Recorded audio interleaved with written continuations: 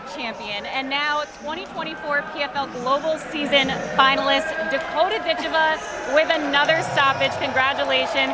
How does it feel to have won the playoffs knowing you are one fight closer to that $1 million title fight? I am so happy. Karisa Maxwell here in South Florida. We're in just 8 short weeks. The top 4 fighters from the lightweight and the light heavyweight division will be facing off to determine who will advance to the championships for a shot at a world title and $1 million. But first, they have one last chance to earn points in Salt Lake City. So you won the welterweight title in 2022, and you know, $1 million obviously changes your life. Yeah. But you've also had a kid since then. So is moving up to light heavyweight like the MMA version of a dad bod for you? This is it. We've made it to the end of the PFL regular season. Tomorrow night is the final PFL playoff fight where we'll find out which 4 fighters will advance to the championships to fight for that $1 million. Here in our nation's capital, the featherweights and the welterweights are going to go at it. But for the final time before the championships, they got to make weight. For the 3rd time this season, 2022 PFL featherweight Brendan Loughnane will be the main event against Kai Kamaka, who's made his PFL debut this season and has dominated all the way to the playoffs. And then for the co-main event, we have Magomed Umalatov versus Naaman Gracie. Naaman Gracie filling in for Don Madge, who he actually beat. So this is actually a very good matchup. And for Magomed Umalatov, who's been the favorite season after season, this could finally be the year that he goes to the championships and maybe even brings home that $1 million check. Congratulations, Jamie. You weren't supposed to be here, but you made it very clear. You said anytime, any place, I will be there in the ring. So how does it feel being back in the Trigon and putting in such a stellar performance with a first-round TKO? Amazing, yeah. It's, you know, coming back from that loss from Josette was tough. It was really a mental game. So for me to step in here tonight and do that just boosted my confidence even more, and I'm happy and thankful for the opportunity to do this again. And since that loss, you've done a lot of lifestyle changes. You've changed your diet. You've changed your training. Did you see that impact your performance here tonight? Oh, 100%. Welcome back to Fighting Words. I'm Karisa Maxwell, joined as always by senior combat writer Andreas Hale and senior combat editor Tom Gray.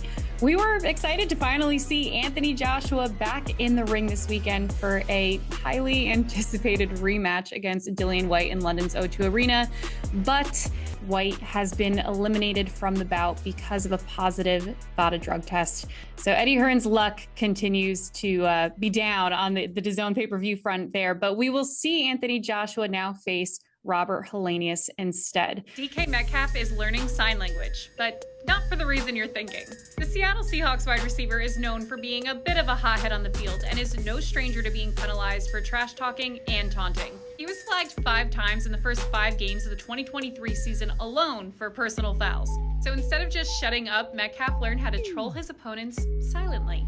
Sahara is the 2023 PFL heavyweight champion and PFL vs. Bellator super champion. The 6'8" Brazilian is a knockout artist, with 11 of his 13 wins coming by KO. His latest against Bellator heavyweight champion Ryan Bader just 21 seconds into the first round.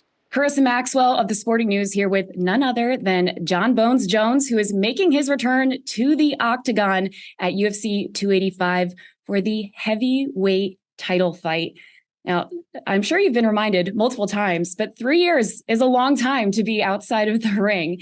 And not only are you making a comeback, but you're making a debut at heavyweight. So we know you're going to be bigger and stronger, but what else can we expect from you as far as the differences in your fighting style? And how excited are you to show the world this new version of Jon Jones? I'm super excited. Saturday night in Las Vegas, Jon Jones against Cyril Gane for the heavyweight title at UFC 285. We'll be covering it here on Sporting News. Jon, thank you so much for taking the time in your busy week to talk to me.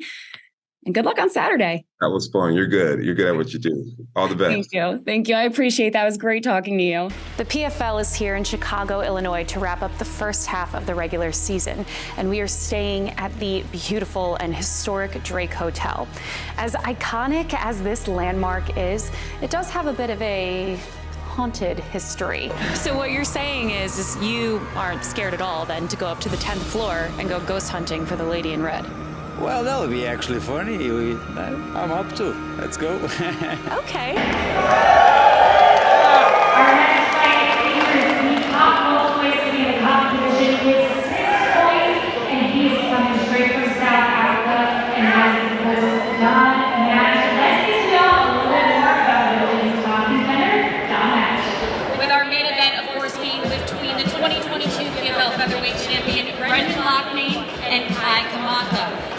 have any Brendan Loughnane fans in the audience tonight? You head down to the takedown booth, get some official PFL merch gear, and while you're there, give your email address to sign up for a chance to win an official pair of PFL gloves signed by Brendan Loughnane.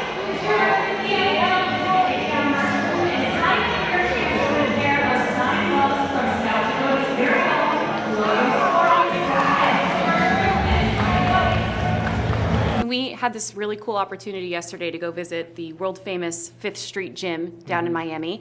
And that's a gym that your grandfather, Muhammad Ali, of course, he had trained at during his career. And there were pictures of him everywhere. And there was this really cool moment where we were just casually chatting. And you had said that, you know, looking back, not knowing you were going to get into fighting, that there's so many things you wanted to ask him. So now as you're entering this point in your professional career, like what are some of those questions that you wish you could go back and get insight on? Absolutely. So when we look at Friday night's fight, you're opening up the main card for the playoffs on ESPN. It's so exciting. You're going to have your whole family there. Yeah. What can we expect out of you, and what's your prediction for the fight? Expect a knockout. Karisa Maxwell here with Biagio, Ollie Walsh, and the whole family after yet another win. Biagio, congratulations. When I talked to you earlier this week, you told me you were going to get a knockout. You were so confident. Did the game plan go exactly how you imagined it when you got in the cage? You know what's crazy is it actually did, you know. Marco, congratulations. I know this opportunity meant so much to you to come here and fight for this belt. What does it mean to make history as the first trilogy winner of the Double Diamond Police Gazette belt? It is a big weekend for heavyweight boxing, so Alexander Usyk and Daniel Dubois are not the only heavyweights taking the ring this Saturday. Or on ESPN Plus, we also have the future of the heavyweight division, Jared Anderson. He's young, he's hungry, he's only 23. And while the veterans at the top are holding on to those belts and making it impossible to make any of these super fights happen, he wants a shot at a title. So what does Jared Anderson need to do next to continue that path forward to put himself in title contention? It's officially fight night here in San Antonio, but before the fighters arrive at the arena, let's take a cage walk so you can have the same view as the women's flyweights and the heavyweights on their way to the smart cage. Let's go. 2022 PFL featherweight champion Brendan Loughnane is on the path to do it again. After a second round stoppage and clinching a spot in the playoffs. So Brendan, congratulations. How are you feeling after that win? Yeah, feeling really good. Before making his PFL debut in San Antonio, Vasyl was on a 5-fight win streak in Bellator, with 18 of his 23 wins coming by stoppage, 10 by knockout.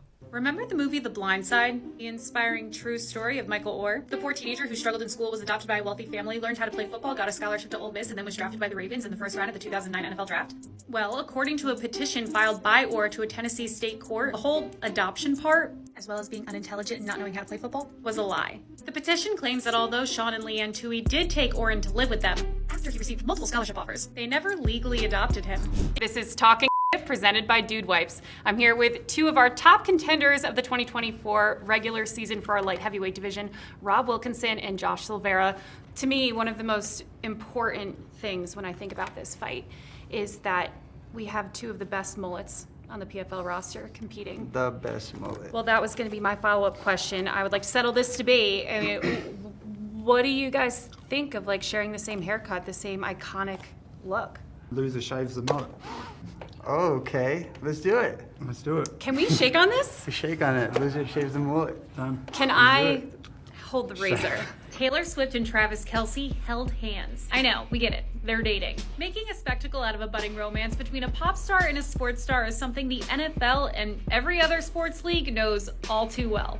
Welcome to the Eras Tour. Let's 1-2 step back to 2015 when then Seahawks quarterback Russell Wilson started dating Sierra. All the playoff action for all 6 of our divisions starts in August. First we head to Nashville, then Miami, then Washington, D.C. And from there we will find out which fighters will advance to the championships to fight for a world title and $1 million. I'm here with PFL heavyweight Linton Vasyl, who's getting ready for his trilogy fight with Valentin Moldavsky. Now it is 1-1, but when you won doing what you do best, and that is the ground and pound. So he's going to teach me how to ground and pound this poor dummy over here. I'm lucky for him, mate. Ready? There we go. That's it. Party! Take it. Do something with it. Bring it back. Bring it back. Sorry.